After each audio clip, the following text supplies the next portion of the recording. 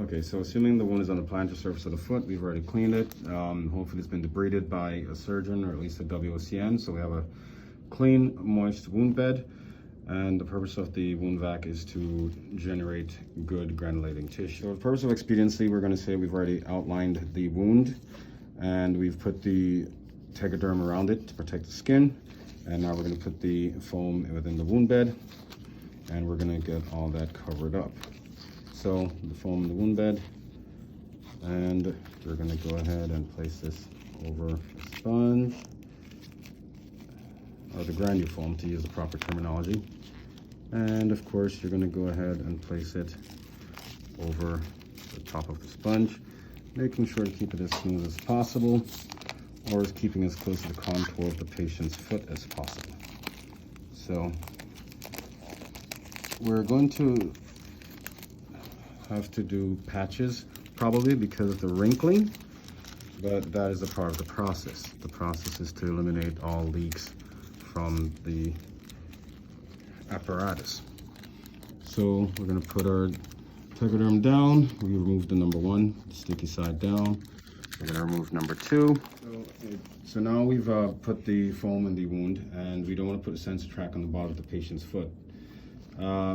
Because a lot of times patients still want to get up and go to the bathroom and ambulate and so on and so forth, even though it's supposed to limit ambulation or preferably none, no weight bearing at all. If a patient has a wound in the bottom of their foot where they require wound vac, there should really be no weight bearing. Okay, so now we're going to go ahead and cut the strips to create a bridge for the sensor track to be placed either on the top or on the side of the foot, depending on the patient's preference, or what is more expedient for us. Okay, so now we're going to create our bridge. So essentially you want the bridge to be able to provide adequate coverage here over the sponge. You want it to be able to get to as far as you need it to get to. In this case, we're going to go to the dorsal surface of the foot. Okay, so once you've done that, you're going to place your first tegaderm piece. And again, you're going to press it down. Try to eliminate any wrinkles, any gaps, etc., etc. And you're going to come all the way across here. And we're going to go ahead and place it on the patient's hand. You're going to remove your number 2 as carefully as possible so you don't lift up. And again, you're going to remove your blue tab. Please be advised that for the purpose of the video, we have skipped the step where we added the skin prep, but it is an essential part of the process. Helps protect the skin and helps with adhesive processes for the tegaderm. What happens is what a lot of folks will do is they will put the sponge here, and then they will have the tegaderm and they will try to manipulate it and manipulate it and manipulate it and try to make it fit. I tend to not want to do that. What I typically will do is take the sponge and attach it to the tegaderm.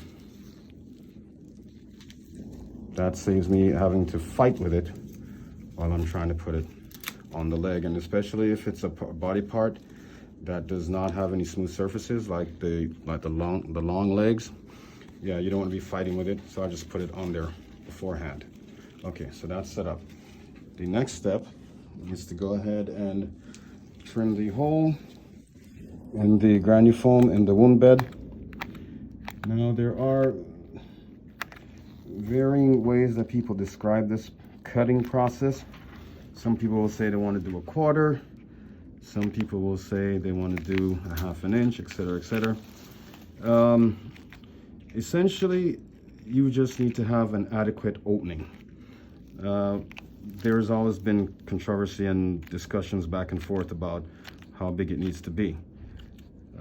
Just have an adequate opening. It's a vacuum. As long as you have an adequate opening, it's going to work.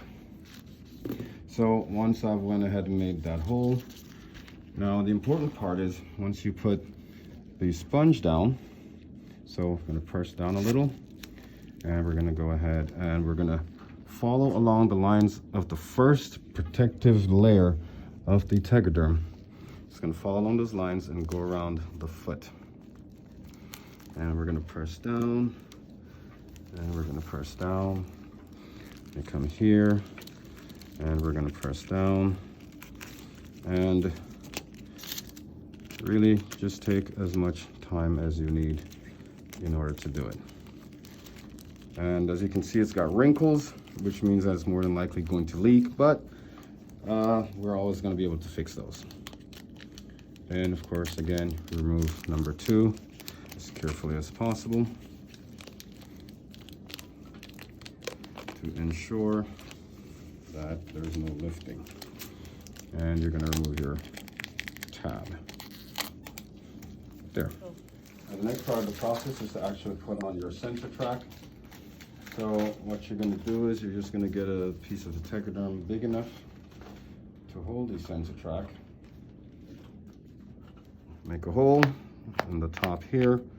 And again, as usual, there are not going to be any arguments about how big this hole needs to be. Just make an adequate size hole. Okay. So once you're done, you're going to put your sensor track on. You're going to center it. And you're going to squeeze down and down and down and down.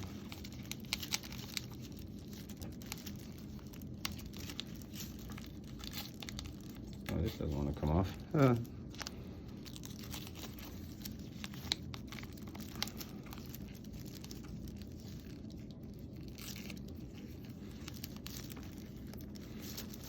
Okay, press down and take your blue tab off. And once you're done with that process, you're going to go ahead and attach it to your wound vac, and you're going to hit power and on.